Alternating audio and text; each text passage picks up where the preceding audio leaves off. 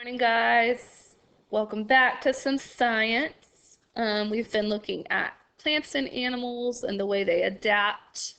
Yesterday, we specifically focused on some adaptations such as learned behavior and instincts. I also shared some really cool videos that I hope you enjoyed, going back to the plant adaptations and the different animal adaptations. So if you're like me, this is totally my jam. I love, love, love learning about animals, and I could seriously just watch videos all day about animals. So hope you're enjoying those. Today I'm going to have you guys start on page 222 with me. We're going to be continuing animal adaptations, so we'll read pages 222, and we will read all the way to page 227. Then your assignments will be page 228, 229, and 230. Those are the things you're going to be doing by yourself. Again, I'll type that up and post it for you, so you can follow along in your science book. If you want to pause the video and just read those pages yourself, feel free. If you want to listen with me, I'll read it with you, and we'll go from there. All right, so you should be on page 222, and we're looking at finding food. Hungry, cold, wet, that's what animals would be without the instinct to find food and shelter. Every animal looks for food when it's hungry. It's an instinctual behavior. But actually, finding food can be a learned behavior. Some animals learn from watching their parents or other adults. But some animals can learn by themselves, too. I think about when we read Turtle, Turtle, Watch Out. If you remember, a lot of animals, they don't necessarily get raised by their mom and dad. Some animals are literally born and they take care of themselves. So they might not have a parent to watch how to hunt. They might watch other animals and then they figure out how to capture their food. But they know one thing: I'm hungry, I need to find food, that's part of my survival. I just think that's really cool. All right, let's continue looking at this text feature. We're looking at the picture, and you should see in your science book there's a caption right here. It says, bears come to this stream to catch salmon. The bears wait for the fish to swim upstream. That is a learned behavior. All right, we're looking at picture 1, picture 2, and picture 3, and we'll read the caption. It says, how did this archer fish know how to get food from above the water? The fish instinctively shoots water at insects in the air to catch them. It's pretty cool. All right, finding shelter.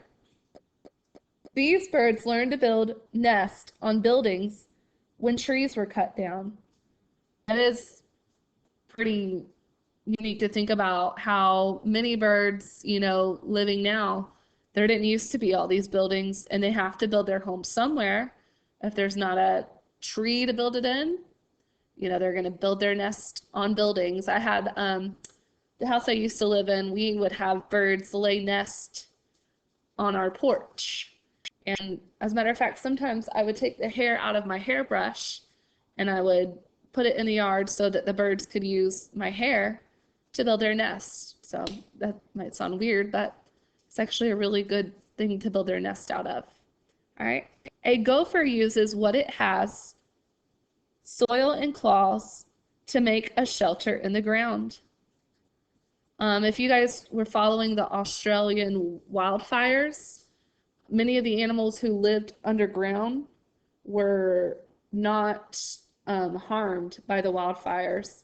And I also read something where some of these underground animals allowed other animals to come down into their burrows or their underground tunnels, the ones that could fit. They didn't try to get them to leave. So I thought that was pretty cool how the animals were in a way looking out for each other. That was pretty amazing. Ants work together to make an anthill. They use the soil around them. The hill hides a tunnel system that provides shelter and storage space for food. How animals survive. How does building an anthill help the group of ants? So guys, you can go and look back in the chapter and think about how you would answer this question, and you can do that on your own once we're done with the video. Or you can pause the video now, answer that question, and then keep listening. All right, here we go. We're going to turn the page. Hibernation. When the weather turns cold, it's time for many animals to slow down. That's also human beings sometimes in the wintertime. We slow down. Animals respond to cold winter weather in different ways. Some animals stay active during winter. They find food or eat food they have hidden. Other animals hibernate or go into a deep sleep-like state that helps them survive the cold winter conditions. Normal body activities slow down. The heart beats slowly and breathing almost stops. Hibernating is an instinctive behavior. A hibernating animal doesn't use much energy because its body is barely working. There is enough fat stored in an animal's body to keep it alive through the winter. Let's look at the picture and the caption, and it's so cute. This ground squirrel spent the fall eating and gaining weight. It stored up enough energy to survive winter. Hibernation. The squirrel's heart rate and breathing have become slower. Oh my gosh, he's so adorable. All right, on to the next page. Many bats, like this one, hibernate in the winter. In the spring, when the weather warms up, there is more food for the bat. It will come out of hibernation. These snakes are all hibernating together. When spring arrives, they will leave this den. I remember when I was a kid, I thought that someone just told me, oh, did you know that snakes die in the wintertime? And you won't see them in the winter time because they're dead. Well, it's not true. They're alive. They're very much alive. They're just hibernating. So even snakes hibernate. And snakes are actually cold-blooded. So it's very important that they hibernate because their body temperature is going to be whatever the temperature is outside. So it's really important that in order to survive, they hibernate because their body could not handle the cold temperatures. Now we have some animals here in Georgia that hibernate, but not all of them have to, especially if we have a mild winter. Mild meaning it's not too cold. So not all animals have to hibernate. It just depends on what type of climate and what type of weather is in that environment. When we're looking at the different regions of Georgia, when we look at the coastal plains, you know, it was talking about how their temperature is very mild. So the squirrels that live in that environment compared to the squirrels that live in the Blue Ridge Mountains, they're going to have different scenarios, different types of things that they might have to do in the winter. So a squirrel living in one place might have to hibernate while the other still is able to gather food and not have to hibernate. Which animals hibernate? Many animals that eat insects hibernate. These animals include bats, hedgehogs, and hamsters. Insects such as ladybugs and bees also hibernate. So do lizards, snakes, and turtles, skunks, badgers, and many more animals. I want you guys to do this, look at the data on your own. You can pause this video or you can do it after the video. All right, we're going to go on to our last page for the day, migration. Some animals are travelers. Some whales make a yearly trip from someplace cold to someplace warm and back. Animals migrate when they move a long distance as a group from one region to another and back. Guys, we talked about this word migration when we were learning about our Native Americans.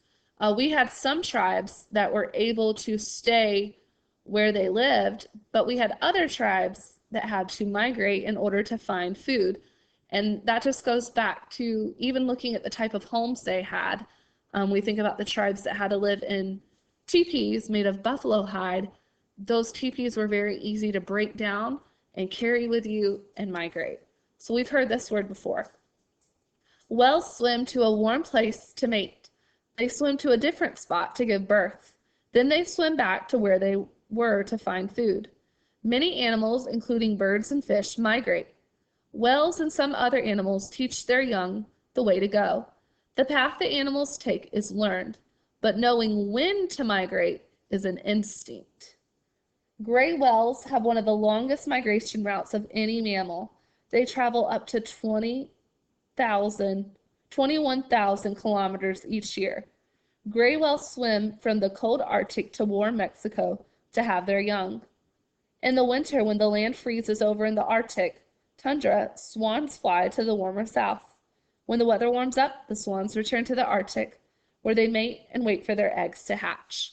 And we also learned when we were looking at some of the regions of Georgia, there are actually a lot of species that migrate to our state because we do have milder temperatures in the winter compared to other regions.